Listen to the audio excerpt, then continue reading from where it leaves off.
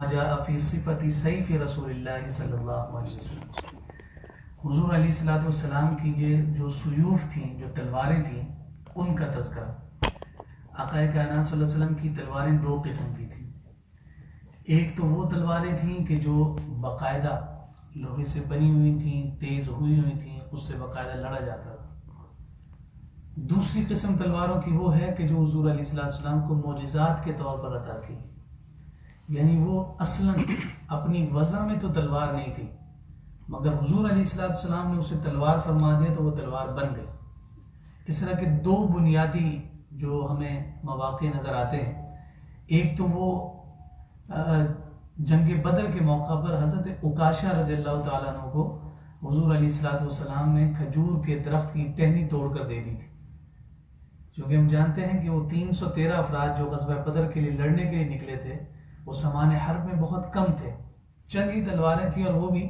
جو ہے زنگ آلود تھیں۔ کسی کے سر پر خود ہے تو کسی نے زیرہ نہیں پہن رکھی، کسی کے تو کپڑے ہی پورے نہیں ہیں، صرف تہبند باندھا ہوا نکل پڑے۔ اور سواریوں کا عالم یہ تھا کہ ایک سواری پر تین باری باری ہو کر سوار ہوتے تھے۔ تو اس موقع پر حضرت عکاشہ کو حضور علیہ السلام نے ٹہنی توڑ کر دی تھی کہ یہ لو، اس سے لڑو۔ تمام محدثین نے اس پر اتفاق کیا کہ جب حضرت عکاشہ کو حضور نے وہ ٹہنی دی تھی تو وہ لڑنے کے لیے تلوار بن گئی۔ صرف غزوہ بدر میں نہیں، حضرت عکاشہ اس کے بعد جب تک زندہ رہے وہ اسی ٹہنی کے ساتھ اسی کو تلوار بنا کر لڑتے رہے۔ تو یہ حضور علیہ السلام کو معجزے کے طور پر تلوار عطا کی گئی جو حضور نے توفتاً جناب عکاشہ کو دی۔ اسی طرح سے حضرت عبداللہ بن جحش رضی اللہ تعالیٰ عنہ کو احد کے میدان میں حضور نے کھجور کی ایک شاخ عطا فرمائی، اور وہ بھی اسی طرح سے تیز ہو گئی، اور وہ بھی اپنے آخری دم تک اسی تلوار سے لڑتے رہے۔ یہ جو بدر کے موقع پر حضرت عکاشہ کو دی تھی تلوار، اس کا نام العون ہے، اور جو حضرت عبداللہ بن جحش رضی اللہ تعالیٰ عنہ کو دی اس کو العرجون کہا جاتا ہے۔ تو یہ وہ دو تلواریں تھیں جو معجزے کے طور پر حضور کو عطا کی گئی۔ اس کے علاوہ آقا کائنات صلی اللہ علیہ وسلم کے پاس 11 تلواریں تھیں۔ ایک بات تو اس سے ہمیں یہ سمجھ آتی ہے کہ ایک طرف تو ہم یہ ذکر کر رہے ہیں کہ آقا کائنات صلی اللہ علیہ وسلم بالکل سادہ لباس زیب تن فرماتے اور ان پر بھی پیوند لگے ہوتے۔ ہم یہ بھی ذکر کر رہے ہیں کہ حضور علیہ الصلوۃ والسلام کے گھر میں ایک مہینے تک جو ہے ہنڈیاں نہیں پکتی تھی۔ ایک طرف ہم یہ تذکرہ کر رہے ہیں کہ حضور علیہ الصلوۃ والسلام جو کی روٹی تناول فرماتے، ایک طرف ہم یہ تذکرہ کرتے ہیں کہ حضرت دحیہ کلبی کی دیے ہوئے موزے حضور نے اس قدر استعمال فرمایا کہ وہ تلووں کی جانب سے رگڑ کر وہ شہید ہو گئے۔ ایک طرف یہ تذکرہ ہے، اور دوسری طرف حضور علیہ الصلوۃ والسلام کے پاس 11 تلواریں، اگرچہ لڑنے کے لیے ایک تلوار کافی ہوتی ہے، لیکن حضور علیہ الصلوۃ والسلام نے 11 تلواریں اپنے پاس رکھی تھی۔ اس پر شارحین حدیث نے کلام کیا کہ اس کی کیا ضرورت تھی، اگرچہ گھر میں ساز و سامان کے حوالے سے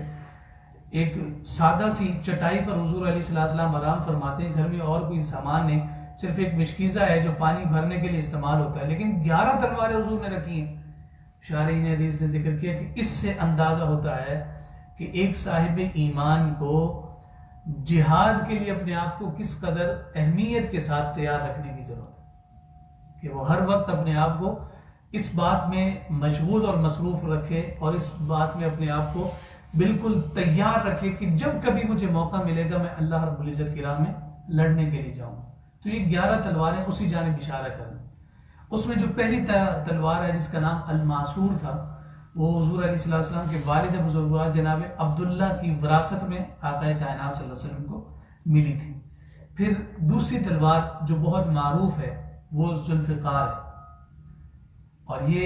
غزوہ بدر کے موقع پر مال غنیمت میں مسلمانوں کے پاس آئی تھی، تو یہ حضور علیہ السلام کے حصے میں آئی۔ یہ وہی ذوالفقار ہے کہ جو آقا کائنات صلی اللہ علیہ وسلم نے جناب سیدنا علی المرتضیٰ رضی اللہ تعالیٰ عنہ کو تحفے میں عطا فرمائی تھی، اور اس تحفے کے ہی نتیجہ میں آپ کا نام ذوالفقار آپ کو کہا جانے لگا، اور وہ اس تلوار کے ساتھ لڑتے تھے، اور وہ کسی سے ڈھکی چھپی بات نہیں ہے۔ جب غزوہ خیبر کا موقع تھا، فتح خیبر ہوئی، تو اس وقت بھی حضرت علی المرتضیٰ کے پاس یہی ذوالفقار تلوار تھی۔ باقی جو 9 تلواریں ہیں ان کے نام بھی علماء نے اور شارحین نے ذکر کیے ہیں۔ القلعیہ، البطار، الحتف، پاکستان میں ایک باقاعدہ میزائل ہے اس نام سے، المخزام، الرسول، العزم، یہ ابھی جو وہاں آپریشن ہوا تھا جس کا نام ضرب عزب رکھا گیا تھا، یہ حضور کی تلوار پر نام رکھا گیا۔ القصیب، السمامہ، اللحیف. تو یہ نام باقاعدہ تلواروں کے رکھے گئے. جیسے بچوں کے نام رکھے جاتے ہیں اسی طرح سے آلات حرب کے نام رکھے جاتے ہیں. العون، الارجون، پھر یہ 11. تو ہر ایک تلوار کا الگ الگ نام. ان میں جو 2 معروف ہیں، ایک جو وراثت میں المعصور آئی اور دوسری الذوالفقار جو حضور نے تحفے میں جناب سیدنا علی المرتضیٰ رضی اللہ تعالیٰ عنہ کو عطا فرمائی. پھر اس میں چونکہ پکڑنے کی جو جگہ ہوتی ہے اس کو قبضہ کہا جاتا ہے. تو حضور کی جو یہ تلواریں تھیں ان میں سے اکثر جو ہیں اس کا قبضہ چاندی کا بنا ہوا. تو حضور علیہ السلام یہ بھی اس وقت عرب کے دستور اور عرب کے رواج میں تلوار جتنی خوبصورت ہوتی تھی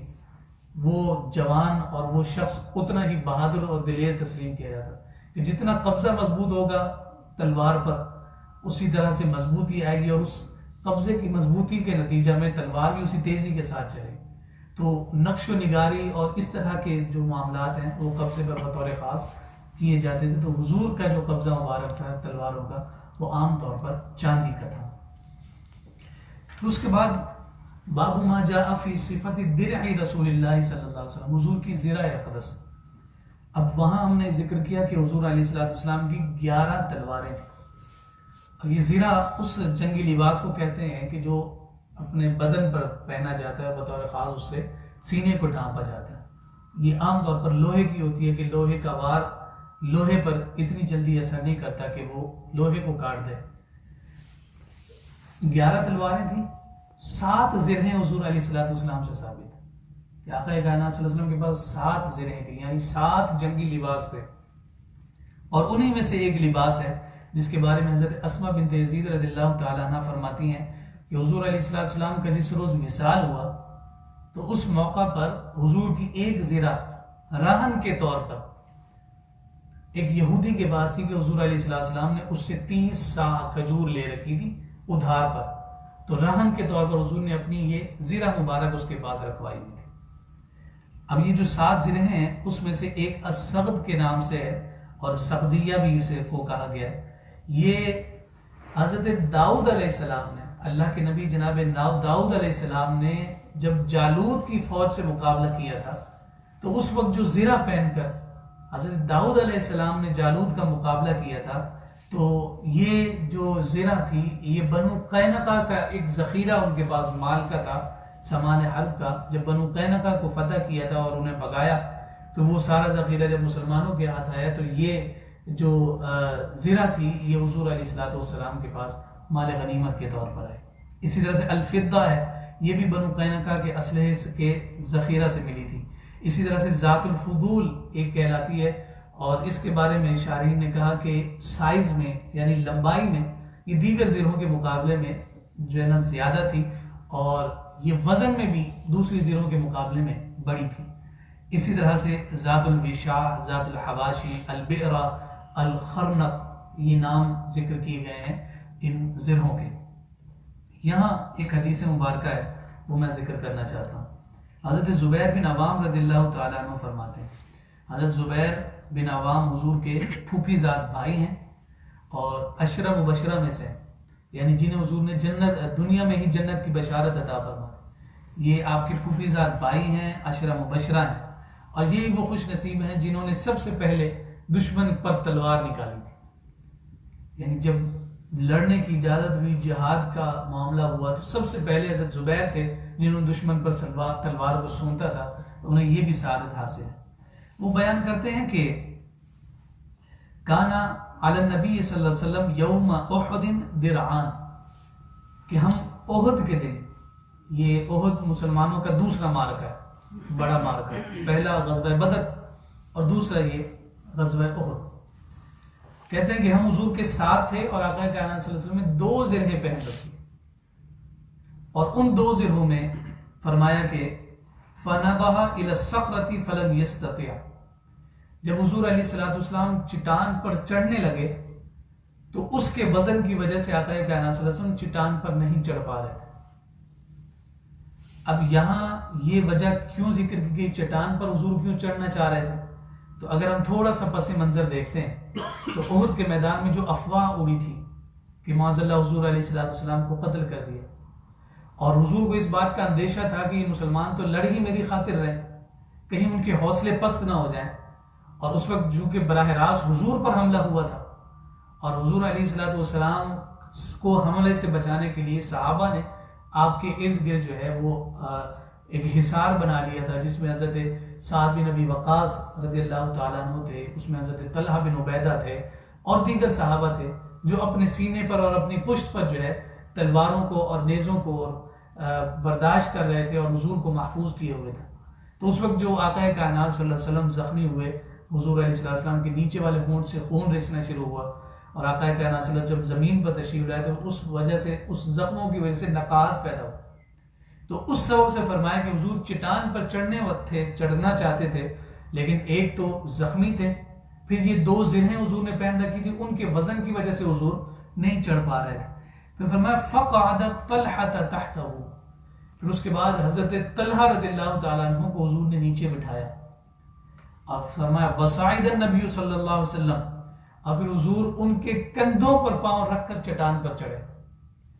ساتھ فرمایا حتی استوى علی الصخرہ، یہاں تک کہ آپ آسانی کے ساتھ چٹان پر کھڑے ہو گئے۔ قال سمعت النبی صلی اللہ علیہ وسلم، حضرت زبیر بن عوام کہتے ہیں کہ ہم نے اس موقع پر حضور علیہ السلام سے فرمایا، یقول، انہوں نے فرمایا اوجب طلحہ، کہ آج طلحہ نے جو مجھے سہارا دے کر چٹان پر چڑھایا ہے اس پر واجب ہو گئی۔ تو شارحین حدیث نے یہاں ذکر کیا کہ حضور علیہ السلام نے جناب طلحہ کو کیا شے واجب ہونے کا یہ پیغام دیا تھا اور کیا اعلان فرمایا تھا کہ طلحہ پر واجب ہو گئی۔ تو شارحین نے فرمایا کہ 2 چیزیں سمجھ آتی ہیں، یا تو حضور علیہ السلام نے فرمایا کہ ان پر جنت واجب ہو گئی، یا پھر حضور علیہ السلام نے فرمایا کہ چونکہ آج اس نے میری مدد کی ہے تو کل قیامت کے دن اس کی شفاعت کرنا مجھ پر واجب ہو گیا۔ اور حضرت طلحہ بن عبید اللہ وہ ہیں کہ جو خود اشرم بشرہ میں داخل ہیں، یعنی ان 10 میں یہ بھی داخل ہیں اور اسلام لانے والوں میں 8ویں نمبر پر ہیں، اور السابقون الاولون میں داخل ہیں۔ تو پھر شارحین حدیث نے بیان کیا کہ جنت تو ان کو ویسے ہی مل چکی تھی۔ تو یہاں حضور علیہ السلام کا مراد یہ تھا کہ طلحہ نے واجب کر لیا ہے کہ میں اس کے لیے کل قیامت کے دن رب کی بارگاہ میں شفاعت کروں گا۔ تو اس کے ذریعے سے حضور علیہ السلام کی جو زرہیں ہیں ان کا تذکرہ کیا گیا۔ پھر اس کے بعد خود مبارک جو حضور علیہ السلام سر انور پر پہنتے تھے کہ سر کا پر اگر کوئی حملہ کیا جائے تلوار کے ذریعے سے یا کسی شے کے ذریعے سے تو سر محفوظ رہے۔ جیسے آج کل یہاں پہ تو موٹر سائیکل میں نے ابھی تک بھی دیکھی، تو وہاں پاکستان میں جیسے ہیلمٹ پہنا جاتا ہے کہ بھائی ایکسیڈنٹ ہو جائے تو سر محفوظ رہے، اسی طرح سے یہ خود مبارک پہنا جاتا تھا کہ اس کے ذریعے سے حضور نبی رحمت صلی اللہ علیہ وآلہ وسلم اپنے سر انور کو محفوظ رکھ سکیں۔ یہ سامان حرب میں شمار کیا جاتا ہے۔ تو یہ ایک قسم کی ٹوپی ہے جو کلاه کے نیچے سر کو وار سے بچانے کے لیے پہنا جاتا ہے، اسے عربی میں مغفر کہتے ہیں۔ اور حضور علیہ السلام کے پاس جو خود مبارک تھی اس کا نام اسبوغ تھا، اس کا بھی باقاعدہ نام رکھا گیا۔ اور نبی رحمت صلی اللہ علیہ وسلم جب فاتح مکہ بن کر داخل ہوئے تو حضور علیہ السلام نے اس موقع پر یہ خود مبارک پہن رکھی۔ یہاں پر ایک تعارض پیدا ہوتا ہے۔ جب ہم نے امامہ شریف کی بات کی تھی تو اس میں یہ حدیث بیان تو نہیں کی تھی، لیکن اس باب میں امام ترمذی نے ایک حدیث مبارکہ ذکر کی ہے کہ ایک صحابی بیان کرتے ہیں کہ جس دن حضور مکہ المکرمہ میں داخل ہوئے تو اس دن حدیث مبارکہ حضرت جابر رضی اللہ تعالیٰ عنہ روایت کرتے ہیں، وہ فرما رہے ہیں کہ دخل النبی صلی اللہ علیہ وسلم مکہ یوم الفتح وعلیہ امامۃ سوداء، وہ کہہ رہے ہیں کہ حضور جب مکہ المکرمہ میں داخل ہوئے تو حضور علیہ السلام نے سیاہ رنگ کا امامہ زیب تن کر رکھا تھا۔ اور یہاں پر امام ترمذی نے بیان کیا کہ جب حضور مکہ میں داخل ہوئے تو حضور علیہ السلام نے خود مبارک پہن رکھا تھا۔ تو یہ تعارض 2 احادیث میں آ گیا کہ ایک کے امامہ پہن رکھا ہے، دوسرے کہہ رہے ہیں کہ خود مبارک پہن رکھا ہے۔ تو اس کا جواب پھر شارحین نے یہ دیا ہے کہ پہن کر تو حضور خود مبارک ہی آئے تھے، چونکہ یہ امکان تھا کہ حضور علیہ السلام اور صحابہ کو جنگ کرنی پڑ جائے، اور اس کے لیے آپ مکمل تیار ہو کر 10,000 کے لشکر کے ساتھ آئے تھے، امکان تھا۔ تو اس امکان کی بنیاد پر حضور علیہ السلام نے وہ لباس مبارک پہن رکھا تھا، مگر جب داخل ہوئے اور یہ پتہ چلا کہ اب ان کافروں میں اتنی ہمت نہیں رہی کہ ان کے چراغوں میں اتنا تیل نہیں رہا کہ وہ ہم سے لڑیں گے، جب دیکھا کہ ہر طرف امن ہے تو اس وقت حضور نے خود مبارک اتار کر وہ سیاہ امامہ پہن لیا۔ تو فرمایا کہ جب حضرت جابر نے دیکھا تو اس وقت حضور کو سیاہ امامے میں دیکھا، اور کسی نے جب داخل ہوتے دیکھا تو انہوں نے بیان کیا کہ حضور نے خود مبارک پہن رکھی۔ اور ایک اور تعبیر یہ کی گئی کہ آقا کائنات صلی اللہ علیہ وسلم نے سیاہ امامہ پہن رکھا تھا اور اس پر حضور علیہ السلام نے خود مبارک رکھا تھا، جیسے ٹوپی کے اوپر کوئی چیز پہن لی جائے یا ہیلمٹ پہن لیا جائے، اس طرح کا معاملہ یہ بھی شارحین حدیث نے بیان کیا، تو یہ تعارض بھی حدیث کا ختم ہو جاتا ہے۔ تو حضور نبی رحمت صلی اللہ علیہ وآلہ وسلم جب مکہ المکرمہ میں داخل ہوئے، حضرت انس روایت کر رہے ہیں کہ وہ خود مبارک آپ کے سر انور پر تھا، اور حضور علیہ السلام کی بارگاہ میں عرض کی گئی، ایک شخص حضور کے بارے میں سر انور پر خود تھا، جب حضور نے خود اتار کر مطمئن ہو گئے تو ایک شخص کے بارے میں کہا گیا کہ ابن قتل کے بارے میں کیا حکم ہے۔ یہ ہمیں جان لینا چاہیے کہ حضور نے اس دن فرمایا تھا لا تثریب علیکم اليوم انتم الطلقاء، کہ آج تم سے کوئی بدلہ نہیں لیا جائے گا، تم سب کے سب آزاد ہو، تمہارے حق میں وہی فیصلہ کر رہا ہوں جو جناب یوسف نے اپنے بھائیوں کے لیے کیا تھا۔ مصر کے تخت پر جلوہ افروز ہوتے ہوئے جناب یوسف نے سارے بھائیوں کو معاف کیا تھا، تو حضور نے بھی یہی فرمایا کہ آج کوئی بدلہ نہیں لوں گا، تم سب کو معاف کیا۔ 4 افراد ایسے تھے کہ جن کے بارے میں حضور علیہ السلام نے فرمایا کہ ان کو کوئی امن نہیں، ان میں ایک ہی ابن قتل تھا۔ اس کے بارے میں ذکر کیا کہ پہلے ایمان لے کر آیا، ایمان لانے کے بعد حضور علیہ السلام نے اس کا نام عبداللہ رکھا، یہ وحی بھی لکھتا تھا اور اس کا ایک مسلمان غلام تھا۔ حضور نے صدقہ وصول کرنے کے لیے اسے کسی علاقے میں بھیجا، وہاں ایک جگہ پڑاؤ کیا تو اس نے اپنے غلام سے کہا کہ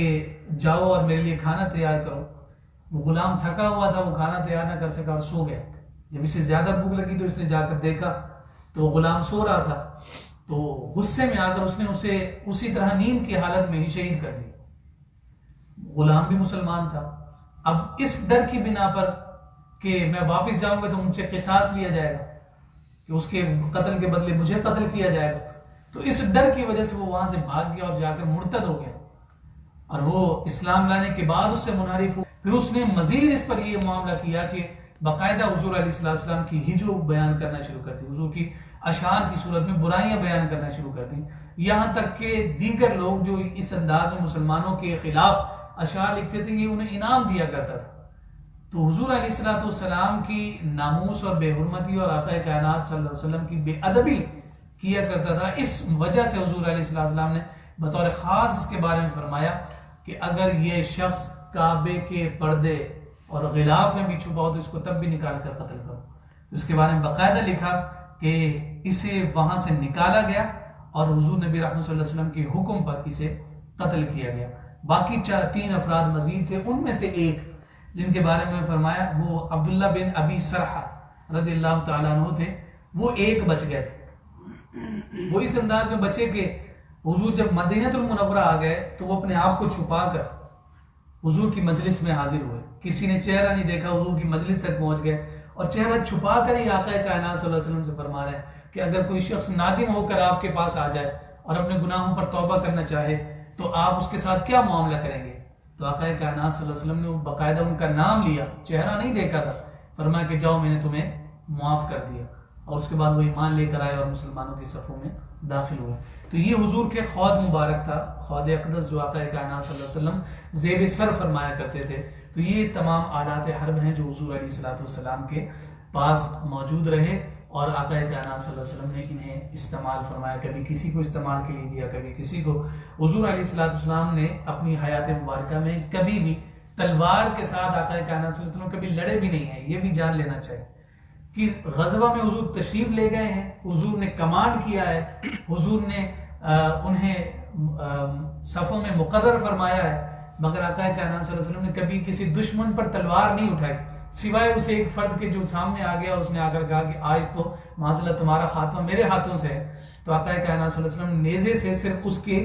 گردن پر تھوڑا سا زخم لگایا تھا اور اس زخم سے بالکل مختصر سی خراش تھی، وہ چیختا چلاتا تھا اور دشمن کافر جو ہے اس کا مذاق اڑاتے تھے کہ یہ چھوٹی سی خراش سے جناب تو اتنا بلبلا رہا ہے۔ تو وہ جواب میں کہتا تھا کہ خدا کی قسم اگر جتنی تکلیف مجھے ہے اگر اس کے 100 حصے کر کے تم میں تقسیم کر دی جائے تو تم میں سے کوئی برداشت نہ کر سکے کہ مجھ پر ہاتھ کسی اور نے نہیں اللہ کے نبی نے اٹھایا۔ تو حضور اگر کسی پر باقاعدہ تلوار اٹھاتے تو پھر آپ جانیں کہ کیا کیا معاملات اس دنیا میں ہو سکتے تھے۔ اس کے باوجود حضور علیہ السلام نے زرہوں کا بھی اہتمام رکھا، خود مبارک کا بھی اہتمام رکھا، 11 تلواریں بھی حضور نے اپنے ساتھ رکھی، اور یہ اس بات کی جانب اشارہ تھا کہ مسلمانوں کو ہمیشہ اپنے رب کی بارگاہ میں لڑنے کے لیے تیار رہنا۔